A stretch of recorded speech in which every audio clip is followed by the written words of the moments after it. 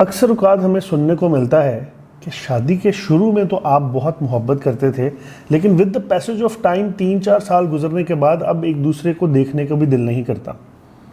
बिल्कुल इसी किस्म के हालात एक ऐसे जोड़े के थे जो आपस में अक्सर औक़ात उलझते और लड़ते रहते थे। अब सिलसिलाकार कुछ इस तरह से हुआ कि आखिरकार वो हस्बैंड अपनी बीवी की सालगिरह भूल गया।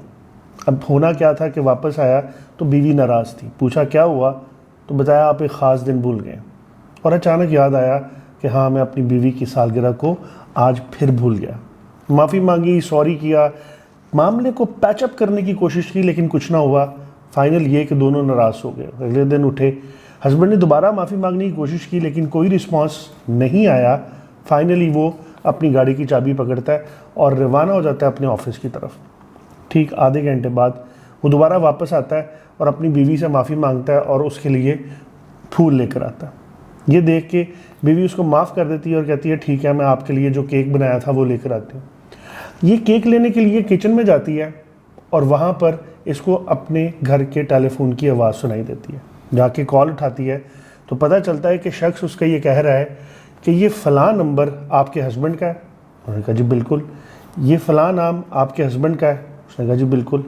तो उसने कहा आपके हस्बैंड का एक्सीडेंट हो गया और वो इंतकाल कर गए।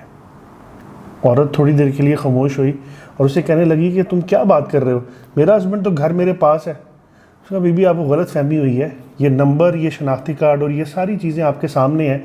हमारे पास यहाँ पे डेड बॉडी पड़ी है, आप देख लें आप क्या कह रही हैं। वो फ़ोन फेंकती है, वापस भागती है, नीचे जाके देखती है तो उसका हस्बैंड नीचे अवेलेबल नहीं होता। यहाँ उसका एक दिल टूट जाता है और वो अचानक नीचे गिर जाती है और वो ये सोचती है कि शायद मेरा हस्बैंड मरने से पहले आखिरी दफ़ा उसकी रूह मुझे माफ़ी मांगने के लिए आई। बहुत रोती है, बहुत पछताती है कि काश कल रात मैं उससे ना लड़ती, काश मैं उससे नाराज़ ना होती, काश मैंने उसको जलील ना किया होता और वो गुस्से से चाबी उठा के ना गया होता। मेरी गलती की वजह से आज उसका एक्सीडेंट हो गया। क्यों मैंने ये सारा कुछ किया, ये पछतावा उसके ऊपर तारी होना शुरू हो गया। इतनी देर थी कि दोबारा दरवाज़ा खुला और सामने उसका हस्बैंड खड़ा हुआ था। वो भाग के अपने हस्बैंड के पास गई, सारा वाक़या सुनाया।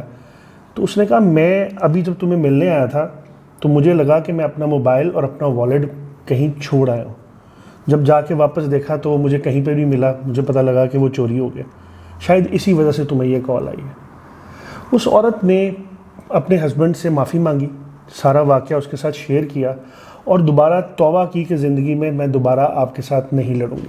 ये सारी बात बताने का मकसद ये है कि जब भी कभी हम कोई स्टोरी या कहानी सुनाते हैं ना, उसमें इस तरह के वाक़यात में एंडिंग पॉजिटिव हो सकती है, लेकिन हमारी हकीकी ज़िंदगी में अक्सर औक़ात ऐसे वाक़यात की एंडिंग पॉजिटिव नहीं होती और ये पछतावा, ये गिल्ट, ये सैडनेस आपकी ज़िंदगी पर तारी हो जाता है कि आपने अपने प्यारे से कोई फीलिंग का इजहार करना था लेकिन वो इस दुनिया से चला गया।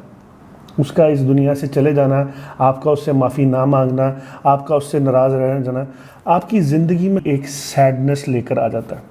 इस सैडनेस को कैसे टैकल किया जाता है, आज की ये वीडियो में मैं ये बताना चाहता हूँ। जब भी आपका कोई प्यारा आपकी ज़िंदगी से चले जाता है तो उसके जाने से जो उदासी, जो सैडनेस आपके अंदर रह जाती है, वो आपकी ज़िंदगी को झंझोड़ के रख देती है और बहुत से लोगों की ज़िंदगी बिल्कुल चेंज हो जाती है। ऐसे ही कुछ वाक़यात मेरे साथ भी हुए और मुझे ये समझने में बहुत टाइम लग गया कि उस सारे हालात को मैं किस तरह से हैंडल करूं। वो टाइम गुजारने के बाद आज मैं शेयर करना चाहता हूं कि अगर आप भी किसी इस किस्म की सैडनेस का शिकार हैं तो कौन सी 3 मेजर पॉइंट हैं जिनका इस्तेमाल करके आप उस चीज़ में से निकल सकते हैं। सबसे पहले बात बताना चाहूँगा कि हम अपने इमोशन की कदर नहीं करते, हम अपने इमोशन की इज्जत नहीं करते। याद रखें, इमोशन एक एनर्जी है जो आपके अंदर प्ले करती है। अगर आप इसको मानेंगे नहीं, आप इसकी कदर नहीं करेंगे, इज्जत नहीं करेंगे, तो ये आपको तबाह करके रख देगी और डिस्ट्रॉय कर देगी। हम में से बहुत से लोग ऐसे होते हैं, ख़ास तौर पे मर्द, वो कहते हैं मैं सैड नहीं हूँ, मैं रो नहीं सकता। या अगर आप किसी मर्द को रोते हुए देखते हैं तो उसके इर्द गिर्द के लोग उसको कहते हैं यार मर्द बनो, तुम्हारा रोने से क्या काम, तुम क्यों रो रहे हो।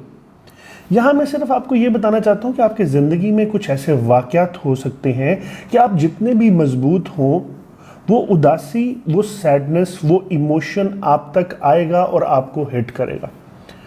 अगर आप उसको इन नहीं करते, आप उसको मानते नहीं, अपने दिमाग में उसको कबूल नहीं करते, तो वो आपके जिस्म के अंदर ही रहता है। चूँकि वो एक एनर्जी है, तो आपके जिस्म के अंदर वो एनर्जी प्रिवेल करती रहती है और बहुत सारी तब्दीलियाँ लेके आती है, जिससे आप कई किस्म की बीमारियों का शिकार हो सकते हैं। तो फार्मूला नंबर 1 है कि आपकी ज़िंदगी का कोई भी इमोशन है, आप उसको रिस्पेक्ट दें और उसको एक्सेप्ट करें। अगर तकलीफ़ है, अगर रोने को दिल करता है, अगर उदासी है, तो माने कि हाँ उदासी है, और अगर रोने को दिल कर रहा है तो रो लें। इसमें कोई कबाहत की बात नहीं है। रोने के बाद और अपने इस इमोशन को एक्सेप्ट करने के बाद स्टेज 2 आ जाती है। स्टेज 2 है कि जो शख्स ये इमोशन को एक्सेप्ट कर लेते हैं ना, वो मोस्ट ऑफ द टाइम एक सिक्योर अटैचमेंट चाहते हैं कि अब ये जो मैं फील कर रहा हूँ, ये मेरा कोई एक प्यारा मेरी इस पेन को बिल्कुल वैसे फील करे जैसे मैं फील कर रहा हूँ।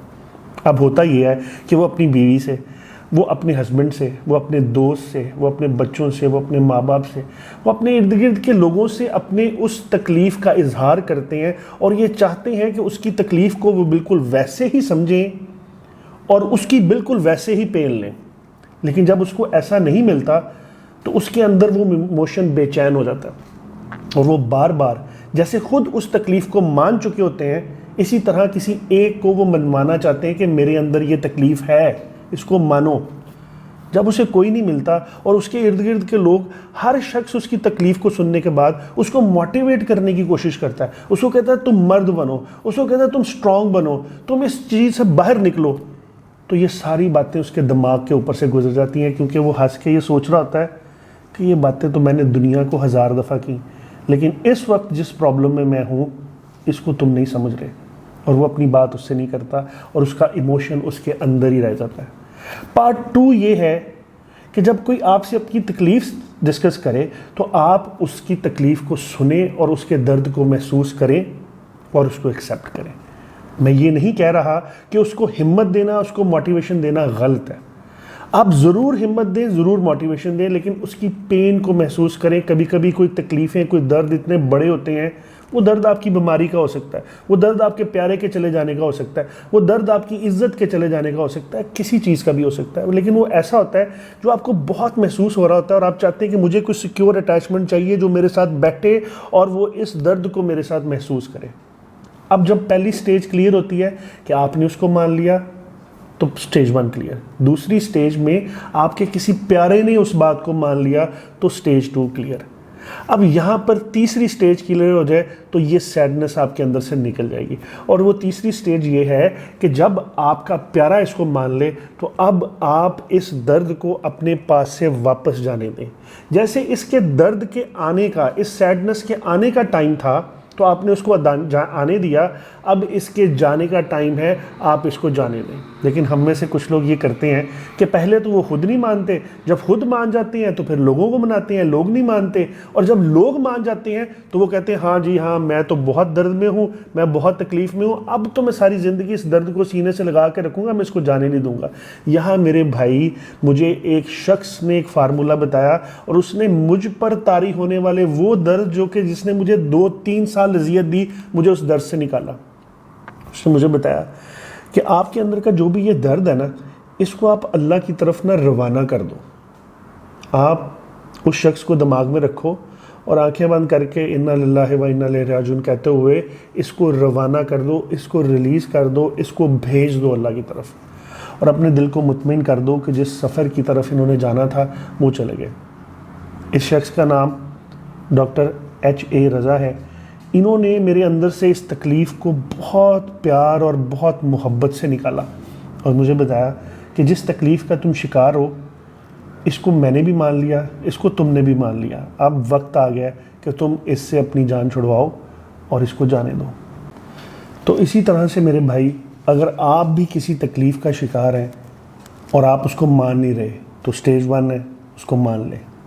स्टेज 2 है, अपने किसी प्यारे का इंतज़ाम करें और उसे ये बात बताएं कि अगर तुम भी मेरी इस तकलीफ़ को मान लोगे तो मैं स्टेज 3 की तरफ चले जाऊंगा और स्टेज 3 ये है कि आप उसको इन्ना लिल्लाहि व इन्ना इलैहि राजिऊन पढ़ के उस चीज़ का सफ़र जिस तरफ था उसको उस तरफ जाने दें और आप अपना सफ़र जारी रखें। उम्मीद करता हूँ मेरी इस वीडियो से आपको फ़ायदा होगा। अल्लाह ताला आपको खुश रखे। इंशाल्लाह मुलाकात होगी नेक्स्ट वीडियो में। अल्लाह हाफ़िज़।